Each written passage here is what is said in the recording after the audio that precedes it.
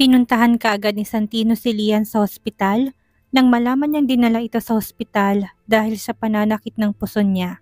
Pagdating niya ng ospital, tinanong niya kaagad sa nurse station kung saan dinala si Lian. Sinabi naman kaagad ng mga ito kung saan kwarto dinala si Lian. Pagpasok niya sa loob ng kwarto ay nakahiga na sa kama si Lian habang nasa gilid ng kama si Paloma na siyang nagdala kay Lian sa ospital. "Bakit ngayon ka lang? Kanina ka pa niya hinihintay," saad ni Paloma. "Naipit lang ako sa traffic. Kamusta siya?" Nag-aalala niyang tanong saka siya naupo sa upuan na nasa gilid ng kama at hinawakan ng kamay ni Lian. Ang sabi ng doktor, masyado siyang stress kaya siya dinugo. Hindi pa makapit ang kapit ng baby niyo kaya kailangan ng bed rest na muna siya, saad ni Paloma. "Ano bang ginagawa mo sa asawa mo? Ano bang problema niyo? Hindi ba pwedeng isang tabi niyo na muna yan? Isipin mo muna kalagayan ng mag-ina mo, Santino.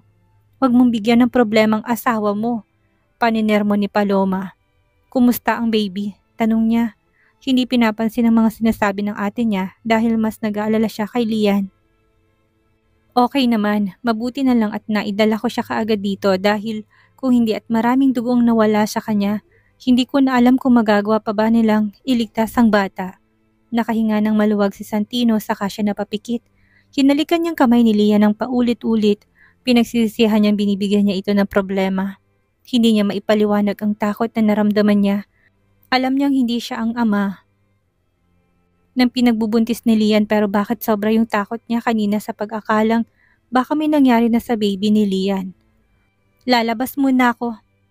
Tumawag ka kapag may kailangan ka," ani ni Paloma na mapansin niyang humihikbi na si Santino.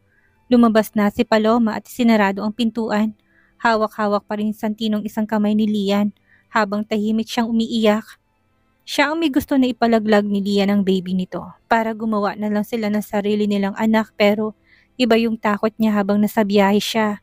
Iniisip pa lang niya na may nangyari sa baby ni Lian para bang kinukurot na ang puso niya. Makalipas naman ng kalahating oras ay nagising na si Lian. Tinignan niya si Santino na hindi umalis sa tabi niya. "Kumusta ka na?" tanong ni Santino habang hinahaplos ang kamay ni Lian. Ang baby ko kamusta?" Nag-aalala at punong-puno ng takot na tanong ni Lian. "Okay lang ang baby natin. Okay lang siya," nakangiting sagot ni Santino na patitig si Lian sa asawa niya. Hindi siya nabibingi, hindi ba? Hindi siya nagkamali nang narinig sa sinabi ni Santino. "Baby natin?" ulit ni Lian. Tumango at ngumiti naman si Santino. "Baby natin. Ayaw ko nang ipalaglag mong baby natin. Hindi man sa akin ang batang yan. Tama ka naman. Hindi niya kasalanan na mabuo siya. Hindi mo rin kasalanan na nabuntis ka. Gusto kong alagaan mong baby natin. Alagaan mo sarili mo at aalagaan ko naman kayong dalawa. Hindi ko alam kung bakit parang mahal ko ng batang pinagbubuntis mo. Bastang alam ko, handa na ako maging ama sa magiging anak natin. Pangako, aalagaan ko kayong dalawa. Huwag ka nang mag-isip ng kung ano-ano, pwede ba? Hindi ko nahayaan na may mangyari pa sa inyo. Itutuloy mong pagbubuntis mo at bubuo tayo ng sarili nating pamilya. Ibibigay kong buong pagmamahal ko para sa inyo." Sinserong saad ni Santino sa kanya hinalikan ng likod ng palad ni Lian. "I'm sorry sa lahat ng nasabi ko sa'yo. Sorry kung pumasok sa isip kong ipalaglag mong bata. Sorry dahil sarili ko lang ang iniisip ko. I'm sorry love kung hindi ko man lang inisip ang mararamdaman mo. Can we start again? Pwede ba nating kalimutan na lang kung anong mga nasabi ko sa'yo?" Napangiti si Lian. Hindi niya napigilan ang paglandas ng mga luha niya. Tumango siya bilang sagot. Tumayo naman si Santino sa kinupuan niya para halikan sa noo at sa labi si Lian. Akala ni Lian hindi na magagawang tanggapin ni Santino ang baby niya. Kailangan pa ba talaga na malagay na muna sila sa panganib bago ma-realize ni Santino na hindi niya rin kayang pumatay ng walang kamuwang-muwang na bata? Nakangiti sila sa isa't isa. Pakiramdam nila ay pareho silang nabunutan ng tinik sa dibdib. "Ano bang nangyari sa'yo? Hinihintay kita sa restaurant nang tumawag sa akin si ate," tanong na ni Santino. "Habang nagbibihis ako kanina, kung ano-anong pumapasok sa isip ko. Paano kung inaya mo lang ako na mag-dinner para kumbinsin akong palaglag ang baby ko? Paano kung iwan mo na ako? Paano kung maghanap ka ng iba na makakapagbigay sa'yo ng kaagad ng anak? There's a lot of what if," sagot niya. Napabuntong hininga si Santino sa kahinaplos ng pisngi ni Lian. "Hindi yun ang sasabihin ko sa'yo. Gusto lang kitang i-date para naman makabawi ako sa'yo." May ibibigay din sana ako sa'yo pero naiwan ko sa sakyan. Magpagaling ka, magpakalakas ka para makauwi na tayo. Pangako aalagaan na kita ng maayos. I'm really sorry, love, dahil pinabayaan kita. Hindi magsasawa si Santino na humingi ng sorry sa asawa niya dahil alam niyang kasalanan niya kung bakit na-stress si Lian. Hindi naman sila nakauwi kaagad kaya nagstay na muna sila sa hospital. Hindi na umuwi si Santino. Nagpakuha na lang siya sa ate niya ng damit para makapagbihis siya. Nagluto naman si Paloma ng pagkain para ibigay sa mag-asawa. Nang makaluto siya, nagpunta na siya kaagad ng hospital. Inihatid lang ang mga pinakuha ni Santino at ang mga niluto niyang pagkain. Magkatabing natulog sa kamang mag-asawa. Kinabukasan na discharge naman na kaagad si Lian nang maging maayos ng lahat ng laboratory test sa kanya. Naresetahan na lang din siya ng gamot na pangpakapit. Nang makauwi sila, inalagaan na ni Santino ang mag-ina niya. Pinagluto niya ito kaagad ng pagkain na gusto ni Lian. Natutuwa naman si Lian dahil siya ipinapakita ni Santino sa kanya. Sa paglipas ng mga araw ay mas itinoon ni Santino ang atensyon at oras niya sa asawa niya.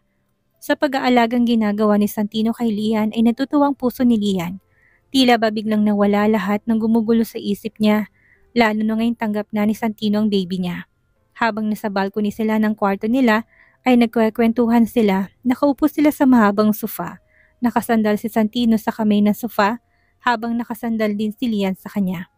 Yakap-yakap ni Santino mula sa likod si Lian habang pinapanood nilang pag-aagaw ng dilim at liwanag. Gusto mo bang mag-shopping tayo ngayong Sabado ng mga gamit ni baby? Wika ni Santino. Hindi ba't parang masyadong maaga pa? Hindi pa natin alam ang gender niya. Oo nga pala, ani ni Santino saka siya natawa. Excited lang, love. Sorry, anong gusto mo maging gender ni baby? Kahit anong maging gender niya, okay lang sa akin. Ikaw ba? Gusto ko sanang babae. Dapat kamukha mo. Gusto ko makitang mini version mo para araw-araw ko nakikitang mukha ng babaeng mahal ko. Ikaw ang reyna ko at siyang prinsesa ko. Mamahalin ko kayong dalawa hanggang sa huling hininga ko. Lalong siniksik ni Lian ang sarili niya kay Santino. Nag-uumapaw sa saya ang puso niya. Gusto mo bang sundan kaagad ng panganin natin? Pagbibiro ni Lian. Sumeryoso naman ang mukha ni Santino. Hindi madali ang mga anak, love. Hindi ko ilalagay ang buhay mo sa panganib para lang mabigyan mo ko ng anak. Okay na ako sa magiging anak natin ngayon. Ngayon pa lang, naiisip ko ng magiging kalagayan mo kapag nanganak ka. Paano kung magkaroon ng komplikasyon habang nag-labor? Hindi ko kakayanin kapag nawala ka pa sa akin. Seryosong wika ni Santino. Tumingala si Lian para makitang mukha ng asawa niya pero seryoso to. Kakayanin ko para sa'yo, saad ni Lian. Humigpit ang pagkakayakap ni Santino kay Lian. You don't need to rush. Huwag mo kong alalahanin. Totoo ang mga sinabi ko. Ano man ang mangyari, anak ko rin ang pinagbubuntis mo. Hindi naman na umimik si Lian at hinawakan na rin ang kamay ng asawa niya. Hindi niya naranasan ang pagmamahal ng isang ama.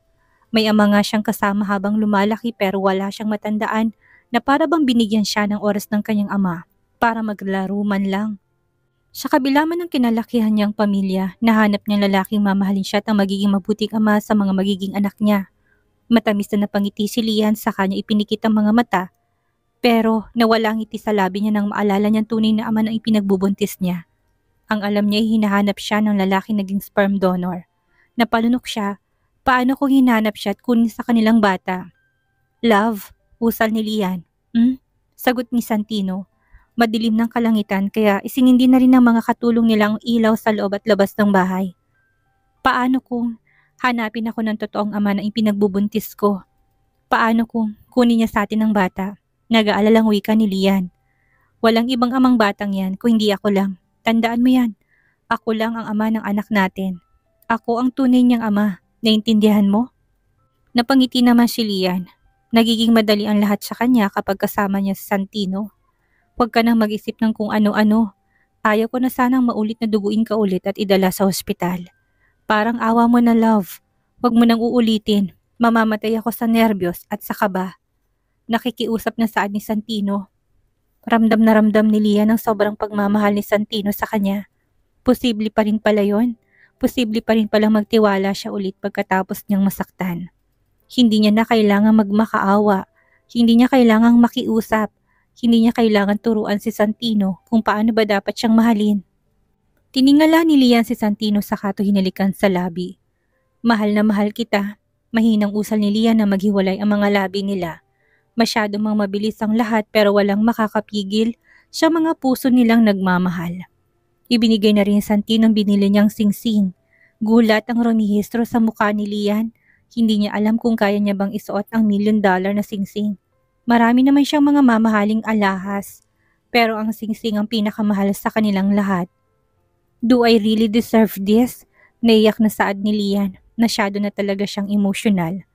Oo naman, deserve mong mahalin ng sobra.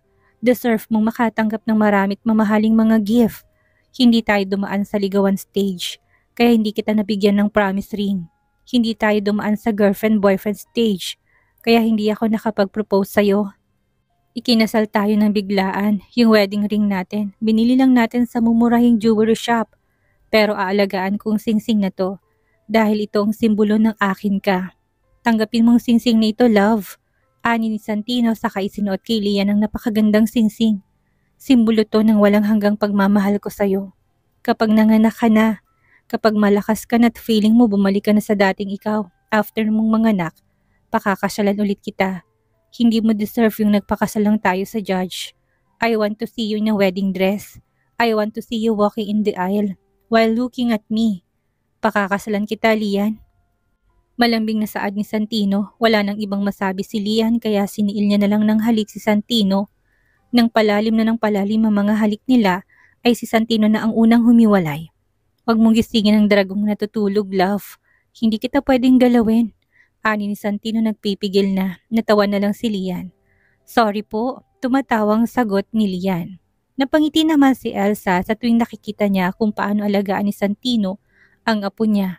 Siya ang pinakamasaya ngayong nahanap na Lilian, ang lalaking magmamahal sa kanya ng totoo. Sabay-sabay silang kumakain para sa breakfast. Nakamasig naman si Elsa kay Lian na para bang hindi nabubusog. Buntis ka ba, Lian? Hindi niya na mapigilan tanong. Nasamid pa si Lian dahil sa biglaang tanong ng lola niya. Binigyan naman siya kaagad ni Santino ng tubig. Seryosong nakatingin si Elsa sa mag-asawa. Bakit ba hindi niyo nasabi sa akin? Wika niya. Nagkatingin na si Lian at Santino habang nakikinig naman si Paloma. Hindi niyo pa ba sinasabi kay Lola? Hindi naman kayo mga teenager para magtago, sabat ni Paloma. Sabihin man ng mag-asawang totoo, alam na ni Elsa ang sagot dahil kitang-kita niyang paglaki ng balakang ni Lian at ang pagbabago ng katawan nito. Pasensya na, Lola. Sasabihin naman namin sa iyo kaso may mga problema pa kami na kinailangan naming ayusin, sagot ni Lian. Natuwa naman si Elsa dahil magkakaroon na ulit siya ng apo. Okay na bang problema niyo? Pwede na ba kayo mag-focus sa magiging anak ninyo? Saad ni Elsa. Opo, Lola. Pasensya na po talaga. Okay na po kami ngayon ng asawa ko. Si Santino naman ang nagsalita. Mabuti naman kung ganun, hindi ba tayo magse-celebrate para sa bagong member ng pamilya natin? Masayang saad ni Elsa. Napangiti naman si Santino at Lian. Uuwi po kami ng maaga mamaya para magkaroon po tayo ng salo-salo. Saad ni Santino sa kanya tinignan ng asawa niya. Matamis lang silang nagngitian sa isa't isa. Sabay na tayong umuwi mamaya para makapagluto din ako. Sabat din ni Paloma na ikinatango ni Santino. Samantala naman ay hinahanap ni Justin ang babaeng na-inseminate ng mga doktor. Hindi niya ito sinasabi kay Santino dahil gusto niya lang na makilalang babaeng pinagbubuntis ang anak ni Santino para kung sakali mang magbagong isip ni Santino at ipahanap itong anak niya. Alam ni Justin kaagad ang isasagot niya. Pinuntahan ni Justin si Doc Gistoni pero wala na ito sa ospital kung saan siya nagtatrabaho. Bumalik si Justin sa sasakyan niya. Napapahilot na lang siya sa sentido niya dahil wala siyang ibang nakausap kundi si Doc Gistoni at Doc Casey pero pareho nang walang mga to sa ospital. Alam niya naman kung anong dahilan. Alam niyang takot ang mga to kay Santino dahil sa pagkakamaling nagawa nila. Kailangan ko pa ba siyang hanapin? Usal ni Justin sa sarili niya. Napabuntong hininga si Justin saka siya tumango sa sarili niya. I need to find her. Ani ni Justin saka umalis ng hospital at bumalik na sa kumpanya. Dahil baka hinahanap na siya ni Santino. Pagdating niya sa office ni Santino ay abala pa rin ito sa mga papeles na binabasa niya. Tahimik siyang naupo sa sofa saka binuksan ng laptop niya. Wala namang pakialam si Santino sa kanya. Napatingin si Justin sa pintuan nang may kumatok doon. Lumapit siya sa pintuan para pagbuksan kung sino man ang kumakatok. Palagi na nilang nilalak ang pintuan dahil yun ang gusto ni Santino. Bianca, usal ni Justin na si Bianca nakita niya. Dire-diretso namang pumasok si Bianca sa kanilapitan si Santino. Nanatili namang nasa mga papeles ang paningin ni Santino. Hanggang kailan mo ko iiwasan? Nandito na ako. Umuwi na ako para sa'yo. Hanggang kailan ka ba magagalit sa akin? Frustrated na sigaw ni Bianca. Wala namang pakialam si Santino dahil tahimik lang ito. Nasa mga papeles pa rin ang atensyon niya. Santino Zephyr! Malakas sa sigaw ni Bianca. Lumabas na muna si Justin dahil ayaw niyang mangialam sa away ng dalawa. Sa inis ni Bianca ay kinuha niyang mga papeles na binabasa ni Santino saka ito nilagay sa center table. Blanco naman siyang tinignan ni Santino. Sabihin mo naman sa akin na mahal mo pa ako. Sabihin mo naman na ako pa rin. Sabihin mo sa akin galit ka lang. Hindi na ako nakakatulog sa kakaisip kung sino ba yung babaeng pinakasalan mo. Sabi mo ako lang. Sabi mo akong pakakasalan mo. Sabi mo hintayin mo ko pero bakit? Umiyak na sigaw ni Bianca. Walang emosyon ng mukha ni Santino. Para bang wala na siyang pakialam kung anong nararamdaman ni Bianca. Ako pa rin naman, hindi ba? Pinagsiselos mo lang ako, hindi ba? Nasasaktang wika ni Bianca. Sunod-sunod ang paglandas ng mga luha niya. Baka sa mga mata niyang wala pa itong sapat na tulog. Hindi ko naman sinirang pangako ko sa'yo, Bianca. Kalmadong saad ni Santino. Siguro, kailangan nilang mag-usap ni Bianca. Kailangan niyang maipaliwanag kay Bianca na matagal na silang tapos. Napangiti si Bianca, nabuhayan sa sinabi ni Santino. Ako pa rin ba? Tanong niya, punong-puno ng pag-asang tinig niya. I'm sorry, pero hindi na. Kalmadong sagot ni Santino. Pinipili niyang hindi masaktan si Bianca sa paraan ng pakikipag-usap niya. Tutuparin ko naman ang mga pangako sa'yo kung hindi ka naghanap ng kalinga ng iba, dagdag niya. Nagawa ko lang naman yun para maabot kong pangarap ko.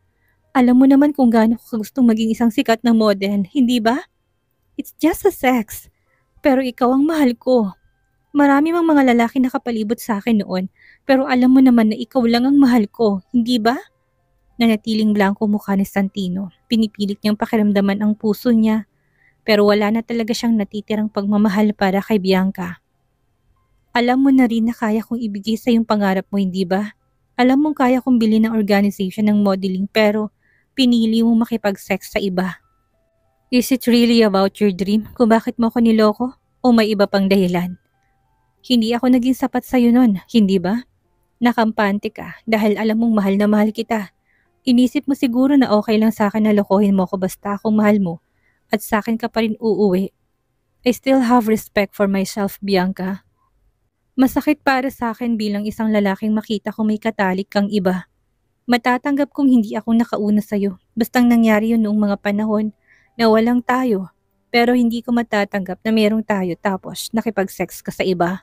Malumanin na sa ni Santino para maging kalmado pa rin si Bianca.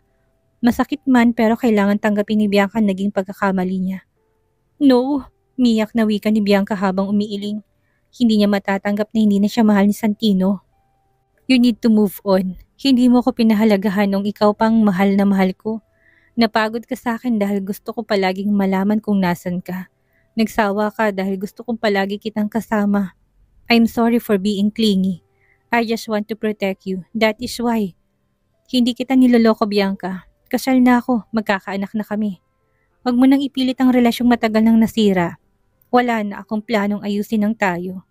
I love my wife at hindi ko siya ipagpapalit kahit na kanino. We're building our dream family at sana maging masaya ka na rin, Bianca. Iling pa rin ang iling si Bianca. Halos hindi na siya makahinga sa sobrang bigat ng nararamdaman niya. Hindi niya matanggap, hindi niya kaya. I'm sorry for what I did. Please, bumalik ka na sa akin. Akma sanang lalapitan at yayakapin ni Bianca si Santino pero pinigilan siya ni Santino. Tumayo na si Santino sa kinupuan niya saka siya nagtungo sa gilid ng malaking glass wall niya. Alam kong totoo, kung talagang mahal mong babaeng yan, bakit ka naghanap ng surrogate mother, ha? Bahagyang nagulat si Santino sa sinabi ni Bianca, pero hindi niya yun pinahalata. Paano niya nalaman ng tungkol doon? Ang surrogate mother at ang asawa ko'y iisa. Siya nagdadala na magiging anak ko, Bianca. Kalmado niyang sagot. Sana nga, sana lang, sana maghimalayo ng hiling ni Santino. Kung pwede lang, kung kaya pa. Sana nga si Lilian na lang ang napagbigyan ng sperm niya. Hindi na kinaya ni Bianca ang sakit at bigat na nararamdaman niya kaya nawala na siya ng malay. Mabilis na nilapitan ni Santino si Bianca para masaluto. Mabuti na lamang at hindi pa tuluyang bumagsak sa sahig si Bianca. Bianca! Bianca! Please wake up! Panggigising ni Santino pero wala nang malay si Bianca dahil sa kakaiyak niya at sa sakit na nararamdaman niya. Binuhat na ni Santino si Bianca para itakbo ito sa ospital. Pagbukas ng elevator, nakita sila ni Paloma na nasa loob ng elevator. Anong nangyari dyan? Tanong ni Paloma pero hindi sumagot si Santino. Nag-aalala siya sa kalagayan ni Bianca dahil kahit na papano ay may pinagsamahan silang dalawa sa nakaraan. Mabilis namang naidala ni Santino sa ospital si Bianca. Inayos ni Santino ang buhok niyang gulo-gulo na habang naghihintay sa doktor. Nang may tumawag sa phone niya, sinagot niya ito. Alam ko na kung sino surrogate mo. Wika kaagad ni Justin sa kabilang linya. Napahilamos naman ng mukha si Santino. May black card akong pinagawa, kunin mo sa drawer ko. Pakibigay na lang yun sa kanya sa magiging anak namin. Tell her that I am sorry. Financial lang ang kaya kong ibigay na suporta sa kanya. Hindi man ngayon pero siguro sa mga susunod na panahon kung kailang okay ng lahat saka ko sila hanapin. Ani ni Santino, masakit man sa kanyang hindi makasama ang magiging anak niya sa surrogate mother pero ibibigay pa rin niyang kailangan ng mga to. Hindi pa rin niya pababayaan ang anak niya. Hindi niya kayang pabayaan na lang ito. Si Lian ang surrogate mother. Si Lian na nagdadala sa magiging anak mo. Seryosong wika ni Justin dahil sa dami pa ng drama ni Santino.